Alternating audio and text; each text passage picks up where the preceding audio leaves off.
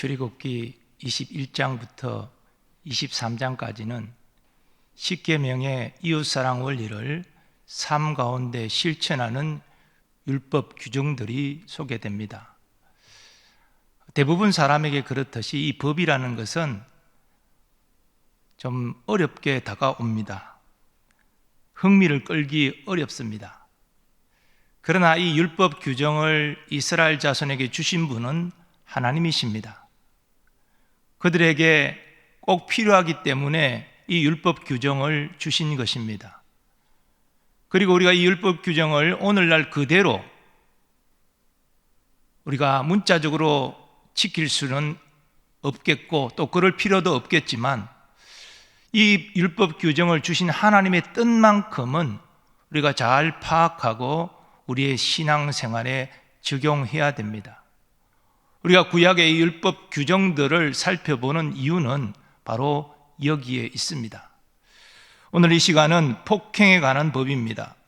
하나님께서 이스라엘 자손에게 이 율법 규정을 주신 이유는 분명합니다. 이웃에게 폭행을 가하지 말라는 것입니다. 그런데 본문은 이웃에 가해진 폭행을 의도적인 폭행과 우연히 일어나는 폭행으로 구분합니다. 고의적인 폭행은 사형까지 집행하는 등 엄격히 처벌합니다. 하지만 고의성이 없는 우연히 일어난 폭행은 상대적으로 그 처벌이 가볍습니다. 그 구체적인 내용을 보면 이렇습니다. 먼저 고의로 사람을 쳐 죽인 자는 반드시 죽여야 합니다. 그가 번제단 뿔을 붙잡고 구원을 호소할지라도 끌어내어 반드시 죽이라고 하나님은 명하십니다. 이것이 구약시대 하나님의 법입니다. 십계명을 통해서 하나님은 살인하지 말라 명하셨는데 지금 이 규정을 보면 반드시 죽이라 이렇게 명하고 있으니 이게 서로 모순되는 건 아닌가 이렇게 생각될 수도 있지만 그렇지 않습니다. 하나님께서 십계명을 통하여 왜 살인하지 말라 명하셨습니까? 사람의 생명이 소중하기 때문입니다. 그러면 오늘 본문에 고의로 살인한 자를 반드시 죽이라고 명하시는 이유는 무엇입니까? 그것 또한 사람의 생명이 소중함을 이스라엘 자손에게 가르치고자 함입니다. 그리고 살인이 그 사람에게 생명을 주신 하나님의 주권을 무시하는 큰 죄악임을 또한 하나님은 가르치십니다. 그런데 이 살인한 자를 반드시 죽이라는 이 율법 규정은 모세의 율법을 통하여 처음 나온 것이 아닙니다. 오래전에 대홍수 후에 하나님께서 노아와 그 세 아들에게 같은 말씀을 이미 주신 바가 있습니다. 다른 사람의 피를 흘리면 그 사람의 피도 흘릴 것이니 이는 하나님이 자기 형상대로 사람을 지으셨음이니라. 다른 사람의 피를 흘린다는 것이 물론 상해하는 경우도 있겠지만 이 살인의 경우도 포함하는 의미입니다. 살인한 자는 반드시 죽이라고 말씀하신 이유가 무엇입니까? 하나님이 자기 형상대로 사람을 지으셨기 때문이다 그렇게 말합니다. 사람의 존귀함은 다른 짐승과 다른 존귀함이 사람에게 있는 것은 사람은 하나님의 형상대로 인격적인 존재로 지음을 받았기 때문입니다. 하나님의 형상으로 지음받은 그러한 소중한 존재의 생명을 고의로 빼앗기는 것은 큰 죄악이라는 것입니다. 그러므로 이를 어긴 자를 반드시 죽이라 하나님은 명하고 계십니다. 세월이 흘러서 신약시대가 되어서도 사도 바울은 국가의 사형 집행권을 정당한 것으로 증거합니다. 각 사람은 위에 있는 권세들에게 복종하라.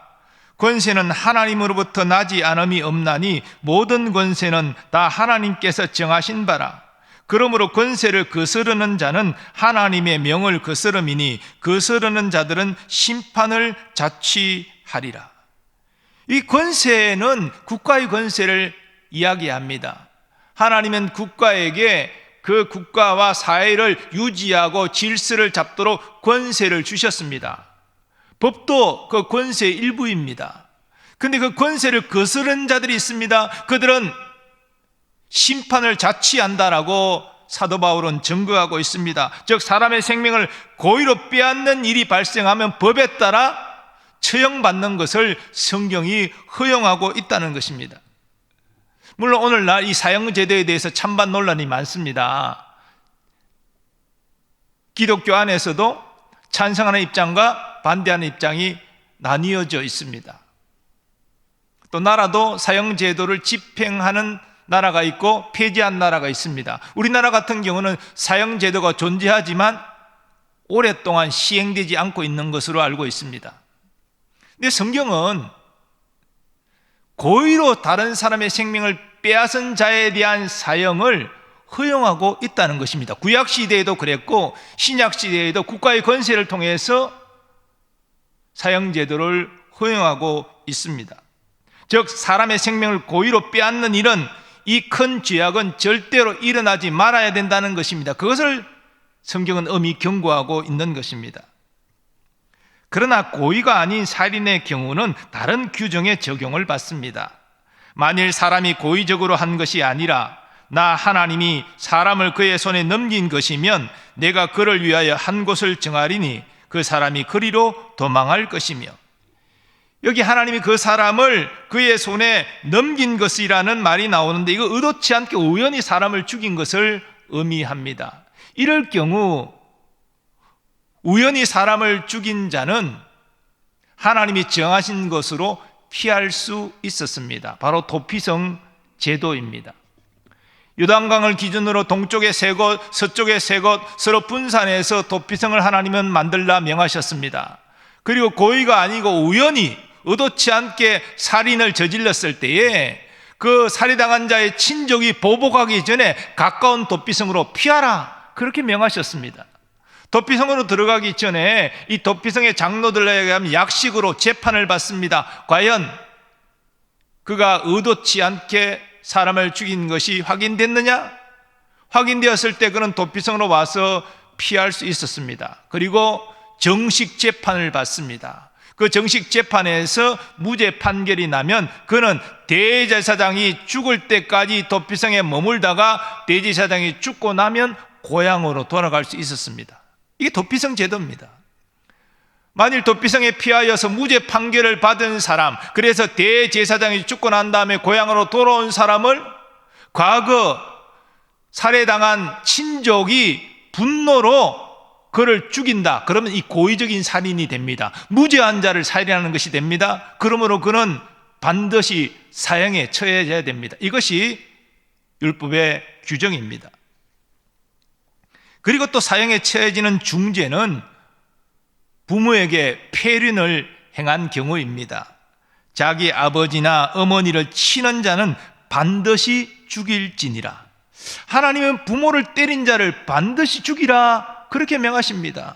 또 하나님은 부모에게 저주하는 자도 반드시 죽이라 명하십니다. 자기의 아버지나 어머니를 저주하는 자는 반드시 죽일지니라.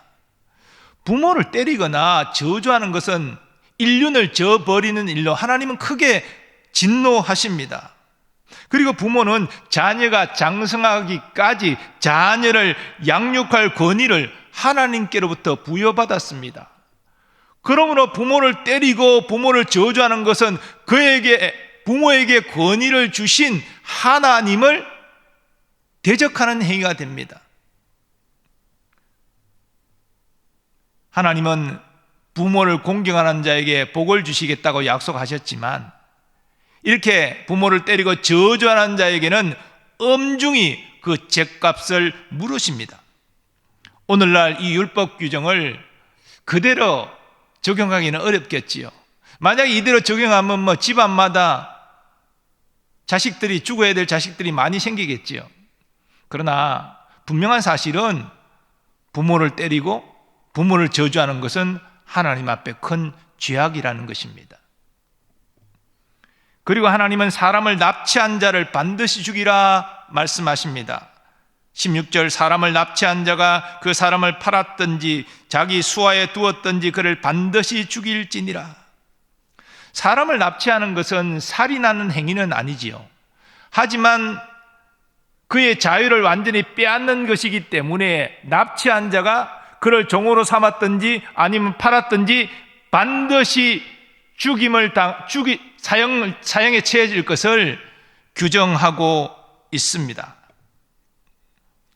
가룟 유다가 은 30에 예수님을 대제사장에 팔았지 않습니까? 이것도 일종의 이 납치의 죄악을 저지른 것으로 볼 수 있습니다. 납치의 경우는 사람을 도둑질한 것입니다. 그러므로 10계명의 제8계명을 어긴 범죄가 됩니다. 하나님은 사람을 납치한 자를 반드시 죽이라 이렇게 명하셨습니다. 오늘날도 유괴는 큰 죄악이지요.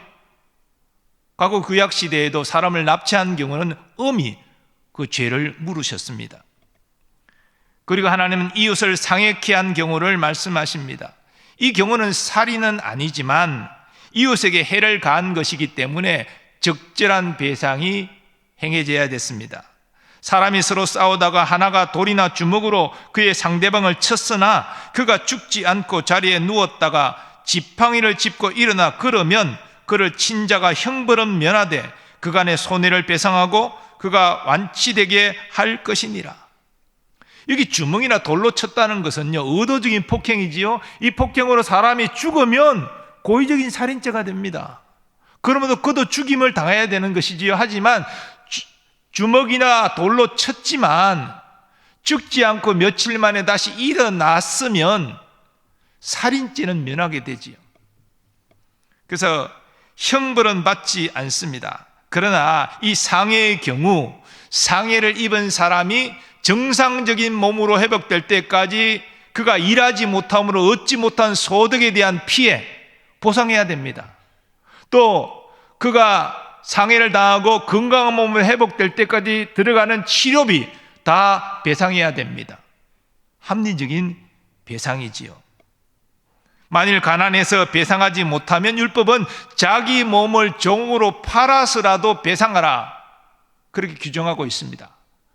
이 말은 이웃의 몸을 상하게 하지 말라, 바로 그 말이지요.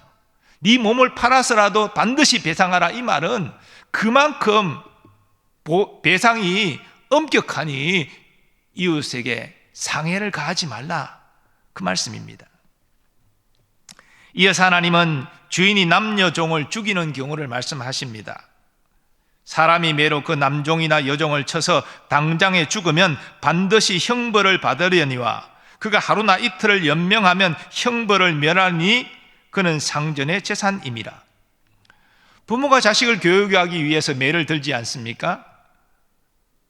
그것처럼 주인은 버릇없는 종을 훈육으로 바르게 잡기 위해서 매를 들 수 있었습니다. 문제는 매질을 너무나 심하게 감정적으로 해서 그 자리에서 종이 죽어버리는 경우입니다.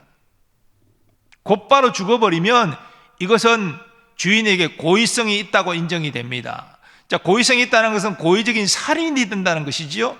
비록 종일지라도 대부분 많은 경우에 동족의 종들도 이스라엘 사회 가운데 많이 있었습니다. 그 종은 인권이 보호되어야 되고 또 율법의 규정에 따르면 6년을 주인을 위해서 봉사하고 7년째는 해방되어야 되는 그런 종들입니다. 근데 매를 심하게 때려서 그 자리에서 죽게 되면 이 고의적인 살인이 됩니다. 오늘 본문에는 그럴 경우 주인이 처벌받는 내용들이 언급되고 있지 않지만 고의적인 살인이기 때문에 언급이 안 되는 것입니다. 고의적인 살인은 어떻게 됩니까? 처벌이 죽임을 당하는 것입니다. 주인일지라도 종을 그 자리에서 때려 죽게 하면 고의적인 살인죄가 되어서 주인이 죽게 되는 것입니다. 근데 종이 그 자리에서 죽지 않고 하루 이틀 연명하다가 이후에 죽게 되면 주인은 처벌을 받지 않습니다. 이것은 주인의 고의성보다는 주인의 실수라고 인정이 되는 것입니다. 그리고 주인의 실수는 그 주인의 중요 재산인 종이 죽었으므로 그 대가를 치렀다고 간주하는 것입니다. 그리고 주인이 남녀종의 신체 부위를 손상했을 경우는 종의 자유가 허락되었습니다. 사람이 그 남종의 한 눈이나 여종의 한 눈을 쳐서 상하게 하면 그 눈에 대한 보상으로 그를 놓아줄 것이며, 그 남종의 이나 여종의 이를 쳐서 빠뜨리면 그 이에 대한 보상으로 그를 놓아줄지니라. 여기 눈과 이는 신체의 한 부분을 대표하는 것입니다. 그러니까 이 규정은 눈과 이만 상했을 때 적용되는 규정이 아니고, 주인이 매질을 하거나 폭행을 하거나 어쨌든 종의 신체 일부를 상하게 했을 때 적용되는 규정입니다. 그때는 종을 자유케 해야 된다는 것입니다. 하나님이 이렇게 비록 종일지라도 함부로 대하지 말고 인격적으로 대하라 명령하셨습니다. 당시 고대 건동의 종들은 주인의 재산이고 사고 팔리는 물건입니다. 이런 종에 대한 보호법이 없습니다. 더 나아가 이후에 생긴 로마법도 노예에 대한 이런 권리를 보장하지 않습니다. 근데 주전 15세기 모세율법이 이 종들의 권익을 이렇게 보호하고 있으니 얼마나 공의로운 법인지를 우리는 알 수가 있습니다. 그리고 하나님은 사람이 서로 다투다가 임신한 여인을 낙태케 한 경우를 말씀하십니다. 22절 말씀, 사람이 서로 싸우다가 임신한 여인을 쳐서 낙태하게 하였으나 다른 해가 없으면 그 남편의 청구대로 반드시 벌금을 내되 재판장의 판결을 따라낼 것이니라. 유산되었습니다. 그러나 여인은 유산된 것 외에는 다른 피해가 없습니다. 이 경우에 유산케 한 사람은 처벌을 받지 않았습니다. 그러나 유산을 당한 여인의 남편이 법의 호소하에서 재판을 걸면 재판장이 판결하는 것에 따라서 낙태케 한 자가 바로 유산한 여인에게 배상을 해야 됐습니다. 왜냐하면 태아를 유산한 이 부모의 슬픔이 얼마나 크겠습니까? 그에 대한 적절한 보상이 행해져야 한다는 것입니다. 그러나 유산한 산모에게 다른 피해가 있다면 동해보복의 원리가 적용이 됐습니다. 그러나 다른 해가 있으면 갑대, 생명은 생명으로, 눈은 눈으로, 이는 이로, 손은 손으로, 발은 발로, 된 것은 된 것으로, 상하게 한 것은 상함으로, 때린 것은 때림으로 갚을지니라. 동해보복법에 대해서 오해하는 분들이 있는데요, 이 개인적인 보복을 말하는 것이 아닙니다. 내가 눈에 한 대 맞았으니까 내가 너의 눈을 나도 한 대 때린다, 그게 아닙니다. 동해보복법은 항상 재판을 통해서, 재판장을 통해서 시행되었습니다. 개인 보복을 말하는 것이 아닙니다. 당시 고대 건동은 이 보복이라는 것이 자기가 피해를 받은 만큼 상대방에게 갚는 방식이 아니고 수십 배의 그런 잔인한 보복이 행해졌습니다. 왜냐하면 나를 우습게 보지 않도록 내가 상대방에게 강하게 해야 다시 나에게 덤벼들지 않는다, 이렇게 생각했기 때문입니다. 그러나 피해 보복은 또 다른 피해 보복을 불러일으킬 수밖에 없는 것이지요. 그래서 하나님은 동해 보복을 하되 네가 개인적으로 보복하지 말고 재판을 통해서 재판장이 네가 받은 피해만큼 상대방도 받게 하는 방식으로 행해라, 그렇게 지금 말하고 있는 것입니다. 그리고 이 법은 부자나 가난한 자나 권력자나 평민이나 다 동일하게 적용이 됐습니다. 그러므로 모든 사람이 상대방에 대해서 폭행을 통해 상해를 입히거나 또는 죽게 하거나 이런 일이 일어나서는 안 된다, 그럼 내가 똑같이 처벌받는다 라는 데에 대한 경각심을 가지게 한 것입니다. 근데 신약시대에 이르러서 우리 예수님은 동해보복이 아니라 아예 복수하지 말라 말씀하십니다. 한 걸음 더 나아가서 원수를 사랑하고 너를 박해하는 자를 위하여 기도하라 말씀하십니다. 그것이 하나님의 뜻이라는 것입니다. 또 눈은 눈으로, 이는 이로 갚으라 하였다는 것을 너희가 들었으나 나는 너희에게 이르노니 악한 자를 대적하지 말라.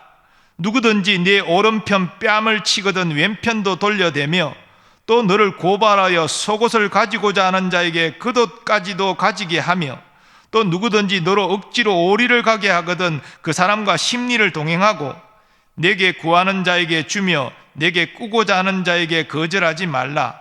또 내 이웃을 사랑하고 내 원수를 미워하라 하였다는 것을 너희가 들었으나 나는 너희에게 이르노니 너희 원수를 사랑하며 너희를 박해하는 자를 위하여 기도하라. 이 말씀은 모독을 받고 피해를 입어도 보복하지 말라는 것입니다. 원수까지도 사랑하고 너를 박해하는 자를 위하여 기도하라는 것입니다. 사도 바울도 로마에 있는 성도들에게 악에게 지지 말고 선으로 악을 이기라 비슷한 말씀을 한 바 있습니다. 세상 사람들이 볼 때 그리스도인의 이러한 모습, 이것은 참으로 무기력하고 바보 같습니다. 저러고도 어떻게 세상에서 살 수 있나, 그렇게 핀잔을 들을 것 같습니다. 하지만 우리 그리스도인들이 보복하지 않을 이유가 있습니다. 원수를 사랑하고 나를 박해하는 자를 위해 기도해야 될 이유가 있습니다. 하나님이 나의 억울함과 원통함을 아시고 정확하게 공의로 판단하시고 심판하실 것을 알기 때문입니다. 내가 나의 복수심을 내려놓고 주의 말씀 앞에 순종하여 원수까지도 사랑하며 나를 박해한 자를 위하여 기도할 때 하나님이 내 모든 것을 아시고 보상하실 것을 내가 믿기 때문입니다. 예수님은 이 말씀을 주셨을 뿐 아니라 이 말씀대로 그대로 사셨습니다. 예수님은 유대 종교 지도자들의 미움과 박해를 받으셨습니다. 결국은 고발당하시고 십자가형을 당하셨습니다. 그러나 십자가에서 죽어가시면서도 예수님은 이렇게 하늘 아버지께 기도하셨습니다. 아버지, 저들을 사하여 주옵소서. 자기들이 하는 것을 알지 못함이니이다. 바로 원수를 사랑하고 자신을 박해한 자를 위하여 기도하신 것 아닙니까? 구약시대 다윗도 자신을 무고히 죽이려고 추격하는 사울왕을 자기가 죽일 기회가 몇 번 있었지만 자기 힘으로 죽이지 않았습니다. 부활을 시켜서 죽이지도 않았습니다. 하나님께 다 맡겼습니다. 하나님의 공의로운 판단과 심판을 믿었기 때문입니다. 믿지 못했다면 그 자리에서 끝내고 더 이상 도망자의 삶을 살지 않으려고 했겠죠. 우리나라의 손양원 목사님도 요순반란 사태 때 자신의 두 아들을, 그 전도 유명한 그 아끼던 그 두 아들을 죽인 청년을 용서하고 양아들로 삼지 않았습니까? 이런 일이 어떻게 가능합니까? 정말 하나님을 신뢰하지 않고 하나님을 의지하지 않았다면 그런 일을 할 수 없었겠죠.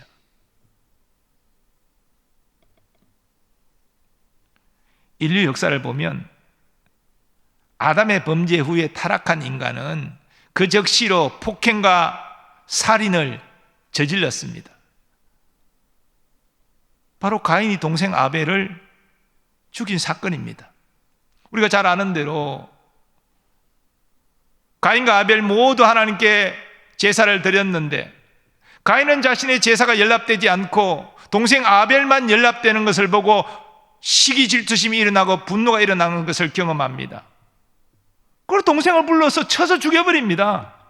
어떤 이유도 말하지 않고 쳐서 죽여버리고, 그리고 아벨을 찾는 하나님께 내가 동생을 지키는 자입니까? 나는 모릅니다. 이렇게 말합니다. 이런 폭행과 살인의 역사는 인류 역사와 더불어서 계속 진행됐습니다. 아마 예수님 재림할 때까지 계속 인류 사회에는 폭행과 살인이 반복해서 일어날 것입니다. 그 모든 이유가 무엇입니까? 자기 중심적으로 생각하고 행동하기 때문에 그런 일이 일어나는 것입니다. 문제는 하나님의 자녀들입니다. 우리는 성령으로 거듭난 사람들입니다. 그러므로 세상 사람들과는 분명히 달라야 합니다. 하나님은 하나님의 자녀가 개인적인 복수심에 사로잡혀서 폭행하고 살인하고 보복하는 것을 원치 아니하십니다. 아니, 그것을 금하십니다. 오히려 원수를 사랑하고 너를 박해하는 자를 위해 기도하라, 그렇게 명하십니다. 참 어려운 일이지요. 그러나 그것이 예수님이 걸어간 길이고, 그 걸어가신 길 때문에 우리가 오늘 구원받고 하나님의 자녀로 살 수 있는 것입니다. 물론 우리가 억울하고 원통한 일을 당했을 때, 불법적인 일을 당했을 때 법에 호소하는 것은 잘못된 것이 아닙니다. 왜냐하면 이 세상의 사회법도 하나님이 공평과 질서를 위해서 허락하신 것이기 때문입니다. 우리는 성경에서 사도 바울도 불법적으로 체포되고 매질당하고 옥에 갇힌 이 사실로 인해서 로마 시민권자로서 빌립보 관리들에게 정당하게 항의하는 것을 보지 않았습니까? 그런 것은 하나님의 뜻에 어긋나는 것은 아닙니다. 하지만 하나님은 개인적인 보복을 엄히 금하시는 것이지요. 네가 분노해서, 네가 속상해서 개인적으로 폭행하고 보복하고 엄격하게 금하시는 것입니다. 법을 통해서 우리의 억울함을 해결하기 어렵다면 하나님의 공의로운 판단과 심판에 온전히 맡겨버리는 여러분 되시기를 바랍니다. 그것이 우리를 향한 하나님의 뜻입니다. 사랑하는 여러분, 우리의 삶 가운데 억울하고 원통한 일을 당할 때가 있지요. 그 사람에 대해서 실망감이 일어나고, 또 내가 당한 그 고통과 손해를 생각할 때 막 복수하고 싶은 생각도 막 끌어오르고, 우리는 이런 일들을 경험합니다. 그러나 하나님은 우리가 폭행과 복수의 사람이 아니라 사랑과 평화, 화평의 사람이 되기를 원하십니다. 그리고 사람은 무릇 폭행과 복수로 변화되지 않습니다. 우리가 잘못을 범한 사람을 폭행하고 복수한다고 그 사람이 깨닫고 회개하고 돌이킵니까? 우리에게 용서를 구합니까? 바른 믿음의 사람으로 거듭납니까? 전혀 그렇지 않습니다. 보복은 또 다른 보복을 불러일으킬 뿐입니다. 사람은 사람을 변화시키지 못합니다. 가정의 평화와 행복도 마찬가지지요. 흔히 부부싸움이 일어나는 이유가 무엇입니까? 자기중심적으로 생각하고 요구하기 때문이지요. 그러나 여러분, 우리 눈에 볼 때에 남편이 여러 가지 문제점이 있어 보입니다. 그러나 내가 남편에게 윽박지르고 강압적으로 해서 남편이 바뀝니까? 아내가 무슨 문제가 있다고 강압적으로 또 폭행을 행한다고 그 아내가 바뀝니까? 부부의 문제가 해결됩니까? 더 갈등만 커질 뿐이지요. 부부관계도 서로를 배려하고 존중하고 노력하고 인내함으로 변화되는 것입니다. 부모 자녀 관계도 마찬가지지요. 많은 부모들이 실수하는 것이, 인생을 많이 살아본 부모는 다 알기 때문에, 지금 자식이 잘못된 길로 가고 있는 것을 알기 때문에 자녀의 눈높이에 맞추는 것이 아니라 자신의 눈높이에서 안 된다고 말합니다. 핸드폰을 빼앗습니다. 그리고 소리 지르고 때로는 매질합니다. 그러나 그렇게 해서 자녀가 바뀝니까? 속상해도 사랑과 관심과 인내로 변화되는 것이지요, 강압적으로 바뀌는 것이 아닙니다. 우리 이야기 속에서 한번 들어보셨겠지만, 강한 바람이 나그네 옷을 벗깁니까? 아니면 따뜻한 햇빛이 나그네 옷을 벗깁니까? 바람이 강할수록 그 옷이 벗겨지지 않도록 더 꽉 붙잡는 게 사람의 심리 아닙니까? 그러나 따뜻한 햇빛이 쬐면은 누가 뭐라 그러지 않아도 덥다고 자연스럽게 옷을 벗는 것 아니겠습니까? 바로 그 차이입니다. 우리 자녀를 징계할 때도 그래서 사랑함으로 징계하라, 성경은 그렇게 말합니다. 자녀가 잘못을 이해하고 그리고 징계를 수용할 자세가 되어 있을 때 제한적으로 징계가 필요한 것이지, 그냥 강압적으로 우리가 행동해서는 절대 자녀는 수용할 수 없습니다. 오히려 부모에 대한 마음만 나빠질 뿐입니다.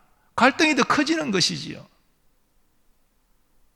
우리는 우리의 눈높이가 아니라 자녀의 눈높이에서 접근할 필요가 있습니다. 그것이 관심이지요. 그게 배려지요. 그리고 사랑함으로 인내할 때 자녀들도 서서히 깨닫고 돌아오게 되는 것이지요. 쉽지 않지만 그것이 부모가 자녀를 대할 때 걸어가야 될 길인 것이지요. 교회도 마찬가지입니다. 간혹 보면 교회에서 목소리 크고 자기 주장이 강한 사람이 무슨 일을 잘할 것 같지만 그렇지 않습니다. 목소리 크고 자기 주장이 강한 사람이 그 부서를 어렵게 합니다. 사람들에게 상처를 줍니다. 일을 잘하는 것이 아니에요. 그래서 교회 안에는 서로를 배려하고 존중하는 가운데 부드러운 말을 해야 됩니다. 그리고 사랑과 섬김으로 봉사해야 됩니다. 그런 교회가 화평하고 행복한 교회가 됩니다. 오늘 말씀을 맺습니다. 하나님은 우리가 폭행과 복수의 사람이 아니라 사랑과 화평의 사람 되기를 원하십니다. 또한 하나님은 우리 가정과 우리 교회가 갈등과 또 다툼을 반복하는 그런 곳이 아니라 서로를 배려하고 서로를 존중하고 사랑하고 인내함으로 서로 화평을 이루는 행복한 가정과 교회가 되기를 원하십니다. 그리고 우리가 그러한 일에 하나님의 도구로 쓰임받기를 원하십니다. 하나님의 뜻을 깨닫고 화평의 사람으로 쓰임받는 우리 모두 되기를 간절히 소원합니다.